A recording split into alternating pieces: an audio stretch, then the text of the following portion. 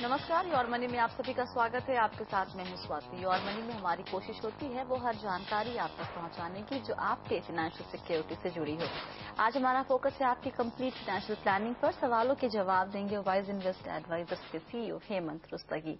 स्वागत है आपका शो में हेमंत। शुरू करते हैं सवाल जवाब का सिलसिला। पहला सवाल अमित पूछना चाहते हैं बेंगलुरु से। अमित बताइए, कहाँ अटक पड़े हैं आप अपनी फाइनेंशियल प्लानिंग में? Good evening ma'am. Good evening Hemant sir. Good evening. मैंने एक बहुत ही डिस्क्रिप्टिव मेल ऑलरेडी सेंड किया है जिसमें मैंने अपना पूरा ऑब्लिगेशंस बताया है कि मेरा एजुकेशन लोन है, कुछ घर की चीजें हैं और फिर मेरा एक इन्वेस्टमेंट ऑलरेडी मैंने प्लान किया है 4000 का पर मंथ बजाज अलियांज में। राइट। ये बताइए, आप इंश्योरेंस के नाम पर सिर्फ आपके पास एक यूलिप है, यही पॉलिसी है, इसके अलावा कोई और insurance? No ma'am. Term plan नहीं है? नहीं है। अच्छा, आप अभी आपकी शादी नहीं हुई है? No ma'am. आपके जो पेरेंट्स हैं वो आपके साथ रहते हैं या फिर कहीं और रहते हैं? वो नेटिव में रहते हैं मैम। तो आप उनका खर्चा पानी उठा रहे हैं फिलहाल? नहीं, पूरा तो नहीं, बट थोड़ा सा अपने तरफ से करता रहता हूँ। ओके। और आपके कोई और छोटे भाई बहन? एक छोटी बहन है। उसकी शादी करनी है? जी। उसमें आप कंट्रीब्यूट करेंगे? हाँ। कब तक शादी करने का प्लान है उनका? अभी तो कम से कम 4-5 साल के बाद ही। वो गोल आपने नहीं बनाया था अपने पूरी प्लानिंग में? नहीं, वो गोल नहीं बनाया क्योंकि वो मैं सोच रहा था कि जितना बचा रहेगा या कुछ और आगे करके, क्योंकि पापा भी वर्किंग है तो दोनों मिलके वो एडजस्टमेंट हो सकता है। ऐसे ही बहुत सारे छोटे छोटे गोल्स होते हैं हेमंत, जो हम पता नहीं क्यों हम उनको नहीं कंसीडर करते हैं या फिर प्लानिंग में इंक्लूड ही नहीं करते हैं। और जब देना पड़ता है पैसा तब आपको लगता है कि कहाँ से कौन सा निवेश तोड़ के उस गोल को पूरा किया जाए। जो मोटा मोटी हमारे पास इनकी पूरी प्लानिंग का हिसाब किताब है, क्या लगता है आपको? स्वाति, आपने बिल्कुल ठीक कहा। आई थिंक बहुत बार ऐसा होता है, हम हमेशा बात करते हैं जब भी हम फाइनेंशियल प्लानिंग की बात करें, बहुत जरूरी है कि आप अपने गोल्स को डिफाइन करें, लिखें कि कौन से गोल्स हैं, कितना समय के बाद आपको अचीव करना है, कितना आपका टारगेट होना चाहिए। और हम ये भी कहते हैं हमेशा कि जितने भी आपके गोल्स हैं उनके पोर्टफोलियो जो अलग अलग बनाइए।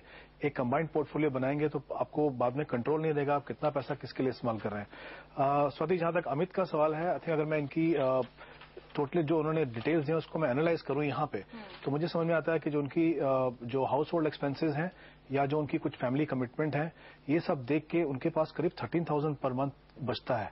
उसमें 4,000 रुपए जो है ये ऑलरेडी इन्वेस्ट कर रहे हैं एक बजाज एलियंस की यूलिप में।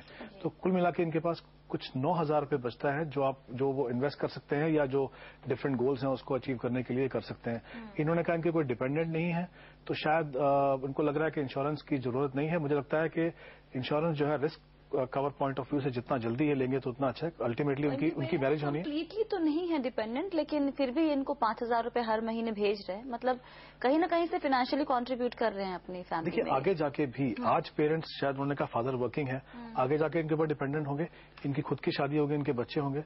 जितना आप इंश्योरेंस को डिले करेंगे उतना आपका प्रीमियम बढ़ेगा। तो मुझे लगता है इनकी करंट इनकम के लेवल से करीब इनको 50 लाख का टर्म प्लान की जरूरत है। और जैसा मैंने कहा, ये काफी यंग है, जितना जल्दी लेंगे उतना अच्छा है। हेल्थ इंश्योरेंस अगर इनके एम्प्लॉयर ने दिया है तो शायद उनको अभी जरूरत नहीं, क्योंकि कोई भी इनके डिपेंडेंट नहीं है, बट वो भी उनको देखना चाहिए। और एक इमरजेंसी फंड हमेशा बात करते हैं, थोड़ा सा बना के रखिए, ताकि कुछ अभी कभी अगर आपको जरूरत पड़े तो आपको अपनी जो इन्वेस्टमेंट है उसको डिस्टर्ब ना करके आप वो पैसा यहां से निकाल सकते हैं। इनके गोल्स की अगर बात करें, इनका पहला गोल इन्होंने कहा कि 15 साल में इनको 25 लाख रुपए चाहिए, जिसके लिए ये एक यूलिप में इन्वेस्ट कर रहे हैं। अगर हम उसके 4,000 रुपीज शायद इन्वेस्ट कर रहे हैं यहाँ पे, अगर वो चाहते हैं कि उस अमाउंट से अपना गोल अचीव करें तो उनको करीब 15% का एनुअलाइज रिटर्न मिलना चाहिए। मुझे लगता है थोड़ा अग्रेसिव है, हो सकता है वो मिल जाए, लेकिन अग्रेसिव है। कोशिश यही करें कि थोड़ा कंजर्वेटिव एस्टिमेट लेके चलें। 12% अगर हम लेके चलें तो करीब इनको 5,500 रुपीज इन्वेस्ट करना चाहिए इस गोल को अचीव करने के लिए। तो मुझे लगता है 1,500 रुपए जो है एक वेल डाइवर्सिफाइड इक्विटी फंड में इन्वेस्ट करें।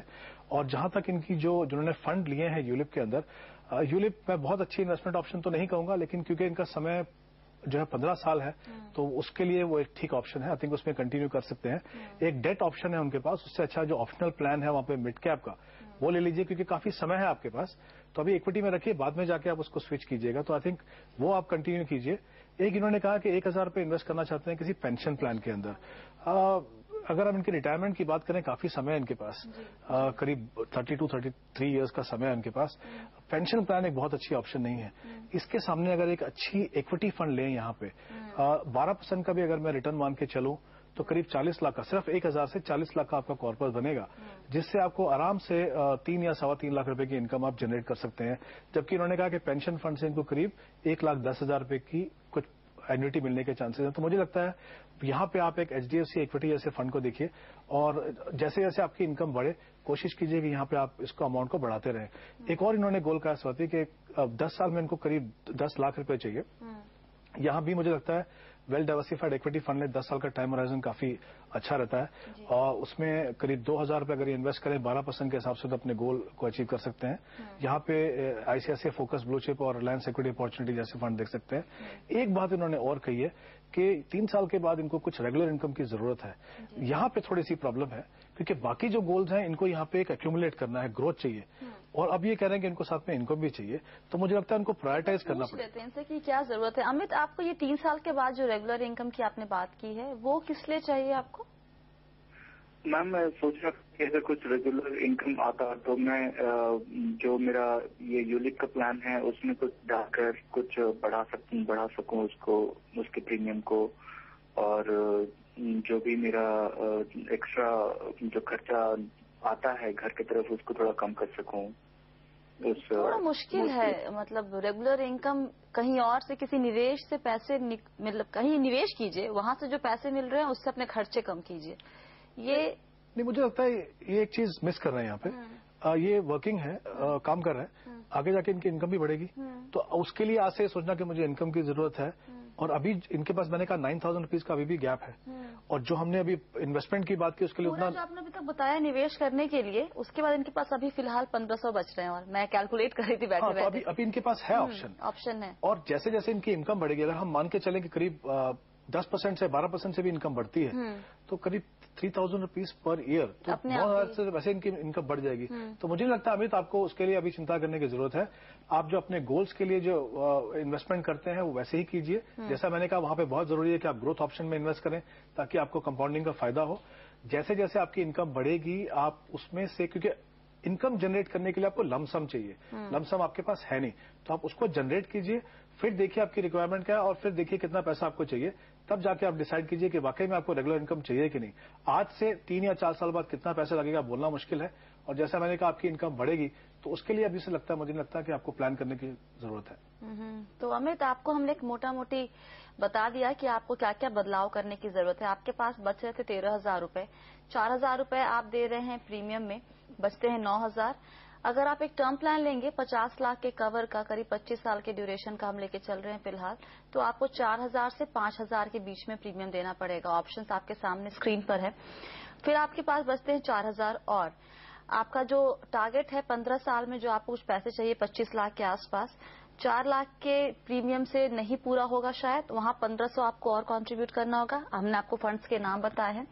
बचते हैं 2,500, 1,000 आप इसमें से निकाल रहे हैं अपने रिटायरमेंट के लिए, तो वो हो जाएगा। फिर आपके पास बचते हैं 1,500, और उस पैसे को फिर आप जितने फंड्स के नाम बताएं किसी एक में निवेश करें, तो इनफैक्ट ये इनका जो पूरा पोर्टफोलियो फिलहाल के लिए कंप्लीट हो जाएगा। जो जैसे 2,000 का जो मैंने कहा था इन्वेस्टमेंट करना है उनको 10 लाख के लिए, तो वो 10 लाख वाला इसमें से हो जाएगा। आप ये कर सकते हैं। इनफैक्ट थोड़ा पैसा और बचेगा स्वाति यहाँ पे, कि जो प्रीमियम है वो अगर वो एनुअलाइज, अगर हम एनुअल पकड़ के चलेंगे तो उसमें थोड़ा मार्जिन है वहाँ पे। अच्छा, चलिए, वक्त है ब्रेक का। ब्रेक के बाद कुछ और सवाल लेंगे, जवाब देने की कोशिश हम जरूर करेंगे। आप बने रहिए योर मनी के साथ।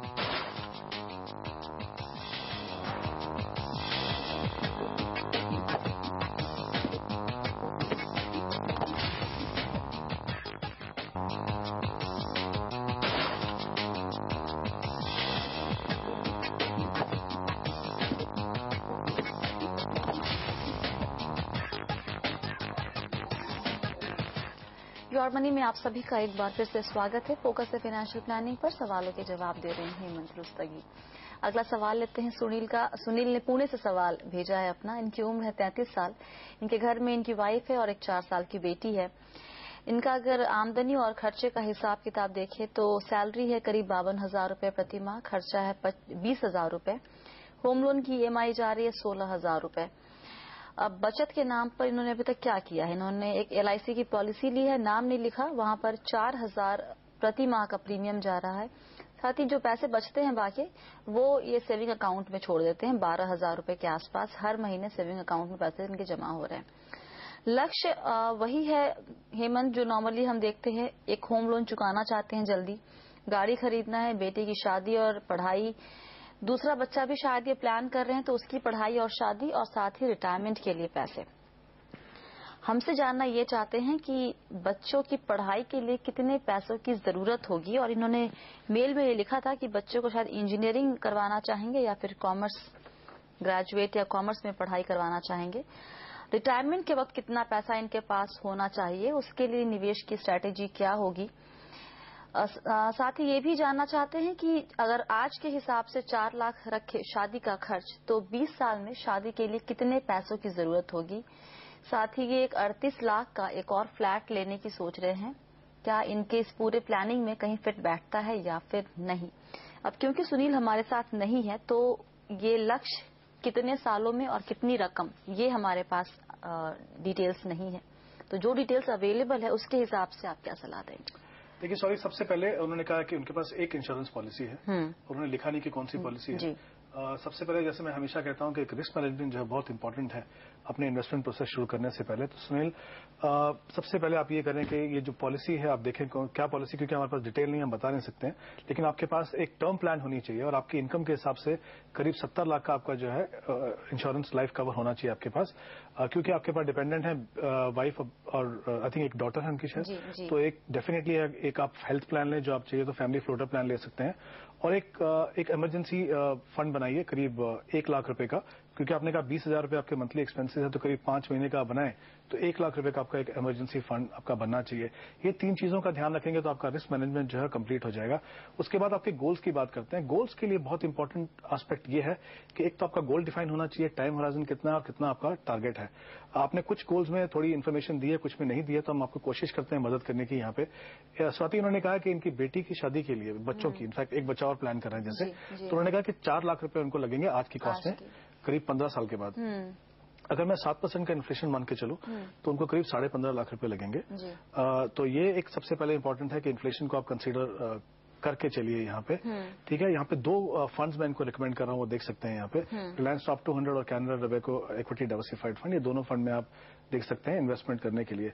लेकिन मुझे लगता है कि जो उन्होंने टारगेट लिया है 4 लाख का, वो सफिशिएंट नहीं है। डेफिनेटली इनको सुनील को जरूरत है कि उसके ऊपर ध्यान दें। और साथ में एक और इम्पोर्टेंट गोल है दोनों बच्चों की पढ़ाई का।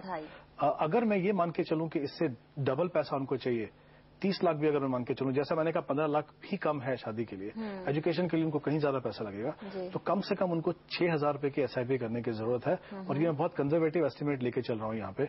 इनफैक्ट एजुकेशन के लिए शायद उनको पैसा यहाँ पे थोड़ा ज्यादा लगेगा। अच्छा। अब अगर हम रिटायरमेंट की बात करें, इनको रिटायरमेंट की करीब 27 साल है अभी, 33 ईयर्स की एज है इनकी, 27 साल का अभी समय बाकी है इनकी। अगर ये चाहें कि अपना करंट जो इनका जो स्टैंडर्ड है लिविंग, वो अगर मेंटेन करना चाहें, तो उनकी 20,000 रुपए की मंथली एक्सपेंस है। 27 साल के बाद 7% का इन्फ्लेशन अगर मैं मान के चलूं तो उनके मंथली एक्सपेंसेस रहेंगे करीब 1,25,000, यानी टोटल उनको साल में 15 लाख की जरूरत है, जिसको जनरेट करने के लिए, उस इनकम को जनरेट करने के लिए इनको कम से कम 2 करोड़ का कॉर्पस लगेगा।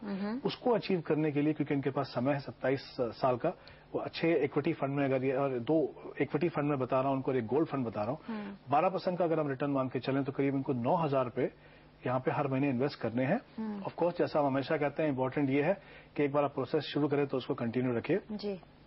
3 फंड मैं आपको बता रहा हूँ, यहाँ पे देख सकते हैं।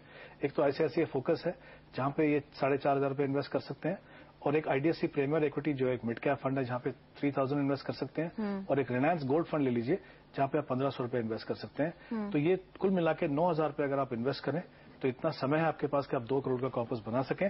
लेकिन जैसा मैंने पहले कहा, मैं आज के जो आपके एक्सपेंसेस हैं उसको लेके चल रहा हूं। ये मत भूलिए कि आगे आने वाले समय में आपके एक्सपेंसेस बढ़ेंगे, तो उस हिसाब से अपना आपको जो कॉर्पस का जो रिक्वायरमेंट है वो बढ़ाना होगा। यानी जैसे आपकी इनकम बढ़े तो कोशिश कीजिए अमाउंट को आप साथ में बढ़ाते रहिए।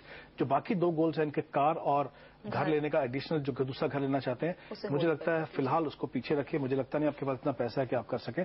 जैसे आपकी इनकम लेवल बढ़े तो कोशिश कीजिए, अगर आप इन्वेस्ट कर सकें तो फिर करके आप देखिए। सबसे पहले वो उन गोल्स को देखिए जो आपके लिए बहुत जरूरी है। 52,000 की सैलरी है, खर्चा है 20,000 और 16,000 EMI। इनके पास बचते हैं 16,000 हर महीने। अभी पूरा जो निवेश आपने बताया करीब 17,000 का, प्लस इनको एक टर्म प्लान, हेल्थ इंश्योरेंस भी लेने की जरूरत है अगर नहीं है इनके पास। तो मुझे लगता है कि बच्चों की पढ़ाई के लिए निवेश शुरू कर दे 6,000 और एक टर्म प्लान ले लें, और रिटायरमेंट के लिए थोड़ा निवेश शुरू कर दे। शादी के लिए अभी से ही करें या फिर उसको बाद में सैलरी बढ़ने के साथ ऐड करना चाहिए? आपको प्रायोरिटाइज करना पड़ेगा। सबसे पहले मैंने कहा रिस्क मैनेजमेंट बहुत जरूरी है कि अगर कुछ हो गया इनको तो फैमिली के ऊपर कोई प्रॉब्लम नहीं आनी चाहिए।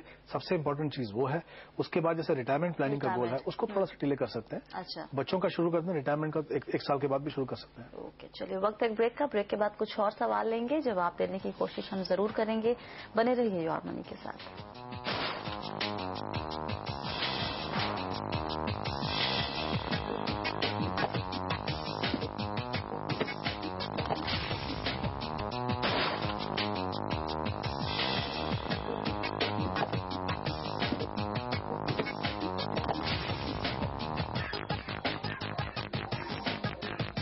योर मनी में आप सभी का एक बार फिर से स्वागत है। फोकस है फाइनेंशियल प्लानिंग पर। सवालों के जवाब दे रहे हैं हेमंत रुस्तगी। अगला सवाल लेते हैं। ऋषिकेश ने सवाल हैदराबाद से ईमेल के जरिए भेजा है।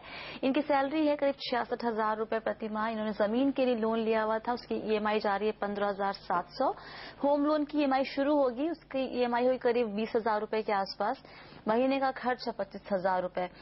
ऋषिकेश का पोर्टफोलियो देखिए तो उन्होंने कुछ फंड्स में निवेश किया हुआ है। करीब इनके 6,000 रुपए इनके हर महीने जा रहे हैं निवेश में 3 फंड में, और 2,000 की RD भी की हुई है। कुछ पॉलिसीज भी हैं। टर्म प्लान सफिशिएंट है, 1 करोड़ का कवर है। मैक्स बुपा फैमिली फ्लोटर, वहां पर कवर ठीक ठाक है, 13,000 का प्रीमियम दे रहे हैं। टाटा AIG निर्वाणा प्लस, वहां पर ये प्रीमियम भर रहे हैं करीब 20,000 रुपए सालाना। इनका सवाल ये था कि जो ये होम लोन की EMI शुरू हो जाएगी तो इनको लग रहा है कि अपनी पूरी फाइनेंशियल प्लानिंग में कुछ बदलाव करने की जरूरत है। आपको क्या लगता है? देखिए, सबसे पहले रिस्क मैनेजमेंट ने बिल्कुल सही किया है। 1 करोड़ के टर्म प्लान लिए बिल्कुल सही ऑप्शन है।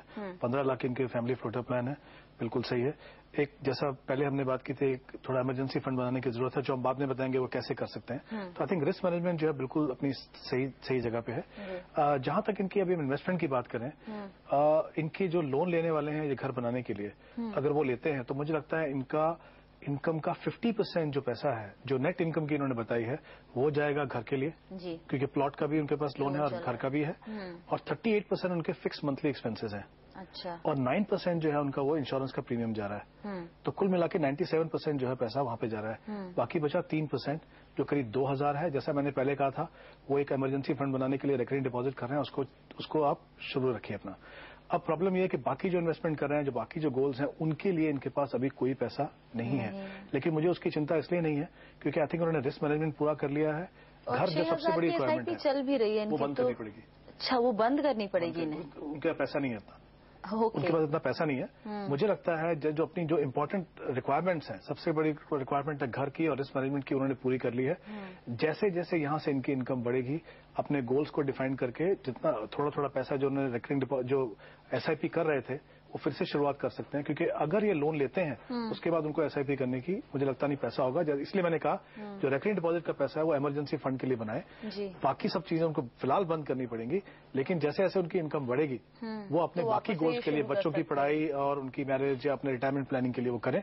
लेकिन आई थिंक क्योंकि घर जो है सबसे बड़ा ऑब्जेक्टिव है उनका आज, वो अगर वो पूरा हो जाता है तो आई थिंक काफी हद तक उनकी जो SIP चल रही थी 6,000 की 3 फंड्स में, उससे बंद कर दे और पैसे वहीं छोड़ दे उसे, या फिर उसको कहीं और पैसे वहां छोड़ सकते हैं, उसको निकालने की जरूरत नहीं है। जैसा मैंने कहा 2,000 रुपए की वो जो रिकरिंग डिपॉजिट कर रहे हैं, धीरे धीरे वो पैसा एक्यूमुलेट होगा, वो उनका एक इमरजेंसी फंड बन जाएगा, इमरजेंसी फंड के तौर पर हो जाएगा। चलिए ऋषिकेश, तो आपको बहुत ज्यादा बदलाव करने की जरूरत नहीं है आपके पोर्टफोलियो में।